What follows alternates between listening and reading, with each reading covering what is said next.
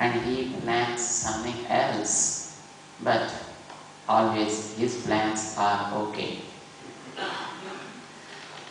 And we are, because of our egos and because of our, what we call a feel of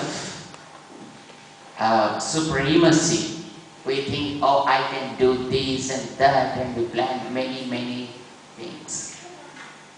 Ultimately, whatever he thinks, that will happen. He thought that we should come again here this year, and now we should be with you. We are. Surprisingly, this year, we went to US just a few days before. It was by some other force worked there, and it took us to US. We spent 10 days there and just returned. And now we are here for 10 more days and we'll go back. In 1 year, we have traveled 2 countries. 1 country a year, it's good. But this year, we went to US and we came to here, we came to this place. Probably God is very much pleased by the devotion you people have, so made us to be with you here to experience your love, affection and devotion. So we should say that the glory of God should always prosper. That's all we can say. And let us be obedient to His ordinance. We have to just follow His instructions. So we did. Today, it is amazing. The program commenced in Sydney. It is a very, very auspicious day. Today is the birth star of a divine lady sage who is called Goda Devi or Andal. Goda Devi is in Sanskrit, Andal is in Tamil. A saintly lady who appeared on this earth 5,000 years ago, not now.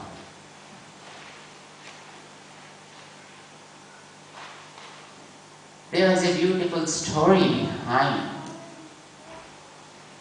Initially, we'd like to say something about that great lady, and then we will come to our subject, Bhagavad Gita, 13th chapter, maybe from tomorrow. Today we give only a little introduction after finishing something about today's greatness. Sun rises and sun sets every day, but every day is not remembered by the world. Only few days are remembered.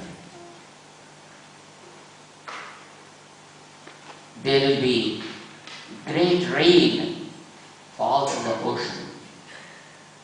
Every drop is not counted, but few drops are always counted which fall and form a pearl.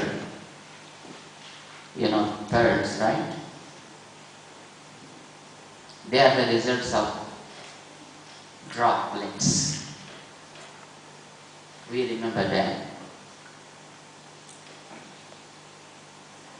Every day is though unique in the creation of God, but few days will be ever remembered by the world because those days bring great change, drastic change among the human beings on this earth. as you know it well, many creatures, I can say all other creatures than human being are really good. It's only human being who is, because probably blessed with a great knowledge, goes against the law of the nature. And it is for the human being, many teachings are required. I am sure God never appeared on the earth for the sake of animals, for the sake of other creatures like birds and insects. He was forced to come down to this earth only for the sake of human being, to save this human being, because he is going out of the way most of the times. You can imagine now how dangerous creature the human being is on this earth. Very small example I'd like to give you. You know the ozone layer, right? What it does? Ozone layer, it protects the life on the earth. And since how long it is protecting the human life on this earth?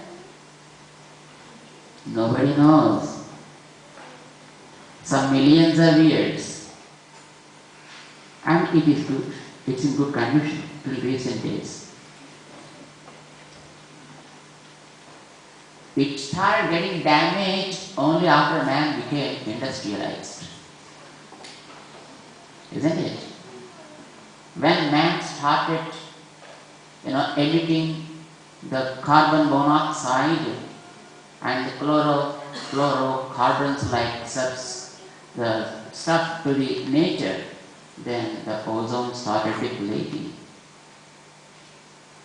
Imagine a layer which is protecting from malaria is damaged by the man who thinks that he is intellect, who thinks that he is great, who thinks that he is scientifically genius.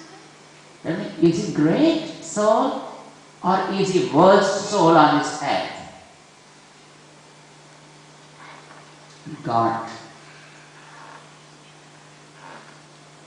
though comes to this earth, he may not be able to convince human being, because God is God and we are we. So if God comes and says, hey, I am great, who cares? God is always great. Is it necessary to say that I am great? If one is really beautiful and he comes and says, no, oh, you are really beautiful and you have 2 eyes in one nose and a big mouth, is it required to say? Man possesses those things. One need not describe those. If God comes to this earth, he will not be able to convince us. So God chooses human beings only to teach a human being. Because if a human being does something, any human being can do that. If God, does something, and who cares? God can do many things. If God does something, we need not do that. If God is able to practice certain things, we can practice those things because it is small creatures like human beings. But if a human being did something, practiced something, is able to do certain activities, I think any human being is able to do that, or will be able to do that, because all we are just human beings, provided we have interest. So, God chooses a few human beings of this earth to come, to move with us and to teach good things to us. They practice initially